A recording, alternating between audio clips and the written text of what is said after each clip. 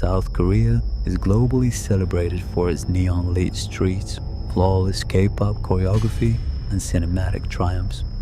But if you peer past the glittering facade and step out of the spotlight, you hit a wall of absolute darkness.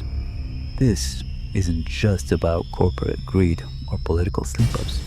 This is a descent into the unresolved, the deeply unsettling, and the downright bizarre. Turn off the lights. Put your headphones on. We are descending into 4 levels of pure psychological suspense. Level 1, the vanishing and the unexplained. The cryptic end of a K-pop icon. The Kim Sung-jae Enigma, 1995. On November 19, 1995, the hottest musical duo in South Korea was due.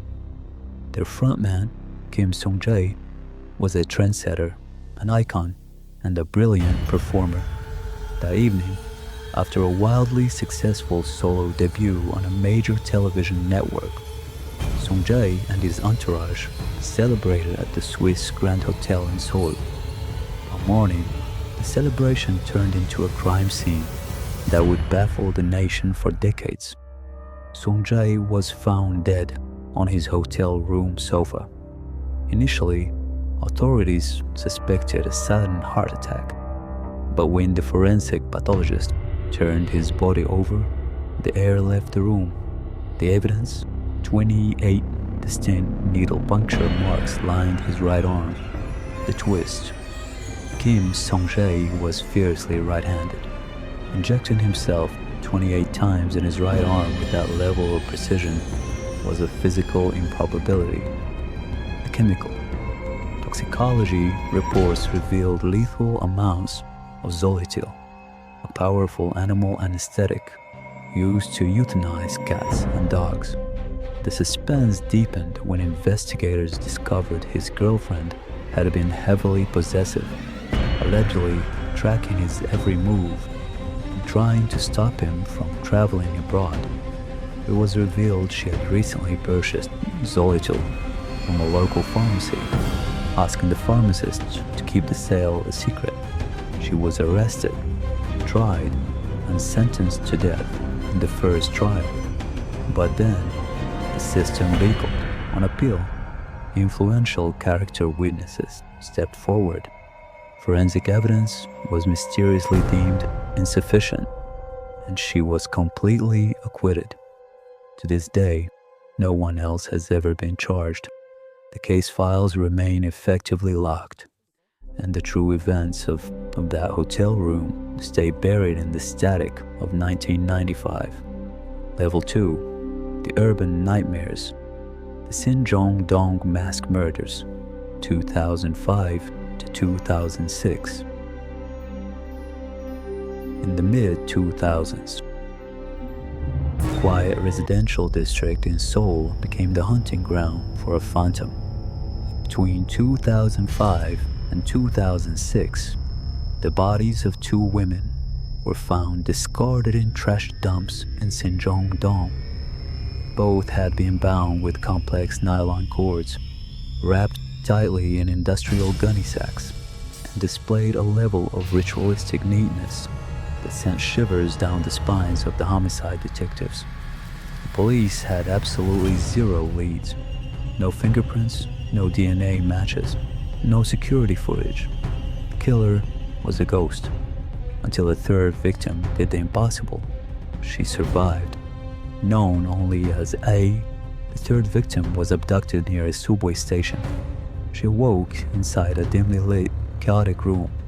Through a haze of panic, she saw 2 men speaking in hushed, chilling tones about how they were going to dispose of her. Seizing a moment when they left the room, she bolted out of the front door. But she couldn't just run outside. She was inside a massive, labyrinthine, multi-family house. Terrified of running straight into them on the stairs, she hid behind a large shoe rack on the building's upper floor, the survivor's account. As I crouched there, holding my breath, I looked up at the top of the shoe rack. Taped to it was a hand-drawn, brightly colored clown mask, and right next to it, the child's crude drawing of a smiling face. I stared at that mask in the pitch black, listening to the footsteps of the men hunting for me downstairs. She eventually escaped when the coast was clear, but the psychological trauma was so severe she could never remember the exact alleyway or the exterior of the house. The Xinjiang Dong mask murderer and his assumed accomplice were never caught. The clown mask remains an eerie, unsolved relic of an urban predator who vanished back into the Seoul crowds. Level 3. The Shadow over the Mountains. The Grudge of Mount Waryong. The Frog Boys, 1991. March 26, 1991, a national holiday allowed 5 young boys, ranging from ages 9 to 13, to explore the nearby woods of Mount Waryong in Daegu. Their goal was simple: look for salamander eggs, falsely reported by the media later as frogs. They walked up the mountain trails into the crisp morning air. They never returned. The disappearance triggered an unprecedented national obsession. The president deployed over 300,000 police officers and military personnel to comb every square inch of Mount Waryong. The boys' faces were printed on millions of milk cartons, snack wrappers, and telephone poles.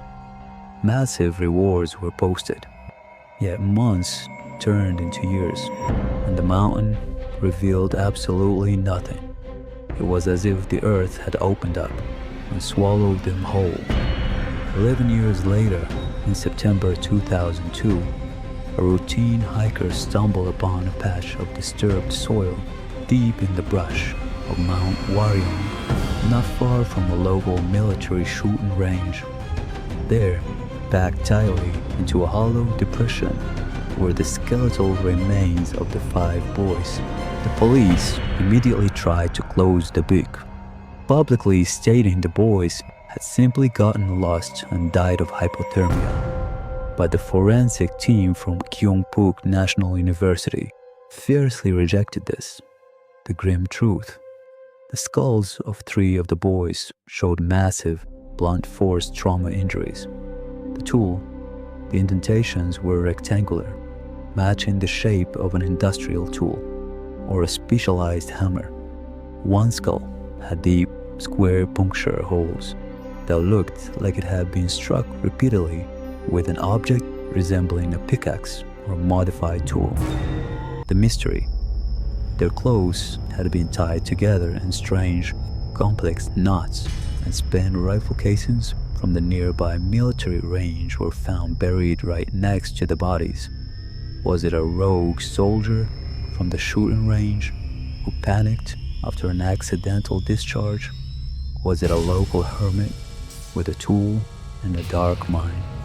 Because the statute of limitation on murder in South Korea at the time was only 15 years, the clock ran out in 2006. The case closed officially as an unsolved homicide, leaving the cold, silent slopes of Mount Waryong keeping their final, bloody secret. Level 4. The Cult of the Attic. The Odaeyang Attic. Enigma, 1987. We arrive at the deepest level of the abyss, an incident that blurs the line between corporate manipulation, religious fanaticism, and a scene straight out of a psychological horror film. Park Sunja was a charismatic woman who founded Odaeyang Trading Company, a manufacturer of traditional crafts. To the public, she was a saintly entrepreneur who ran orphanages and social welfare programs. To her workers, she was a living god. She convinced her followers that the apocalypse was imminent and that she was the only vessel to salvation. Over a few short years, Park forced her disciples to take out staggering loans from relatives, banks, and local loan sharks, amassing over $6.7 million. When creditors began showing up demanding their money, they were brutally assaulted by cult members. Realizing the police were closing in, Park Soon-ja completely vanished alongside 31 of her most fanatical followers. For days, investigators hunted for them across the country. They were looking in the wrong places. They were right above their heads.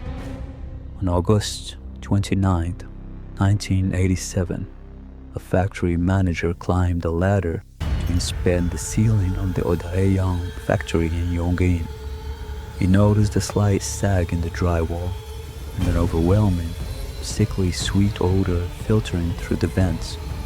When he pulled back the access hatch and shined his flashlight into the sweltering, unventilated ceiling crawl space, he screamed. Stacked on top of each other in two neat layers were 32 bodies, all dressed in pristine white clothing. Forensic nightmare. When coroners crawled into the attic, the scene made no logical sense. There were no signs of a struggle, no defensive wounds. Park Soon-ja lay dead at the center. The cult's manager, a man named Lee Kyung-soo, appeared to have strangled the followers one by one as they willingly offered their necks to him in the dark, suffocating heat. Once everyone else was dead, Lee hung himself from a wooden rafter. The ultimate mystery, however, lies in the money and the notes. The millions of dollars collected by Park Soon-ja had completely vanished from the corporate accounts. Scribbled notes found in the pockets of the deceased read, "The gate to heaven is opening, and keep your mouth shut tightly."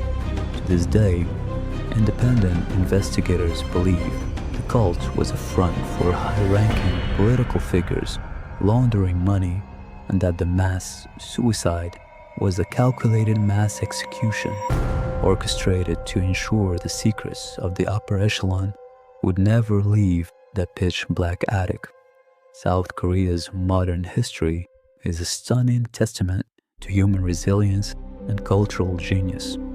But these four levels remind us that behind every bright screen, every flawless melody, and every crowded subway station lies a landscape of unresolved shadows, where the monsters aren't always caught, and the most terrifying questions remain entirely unanswered.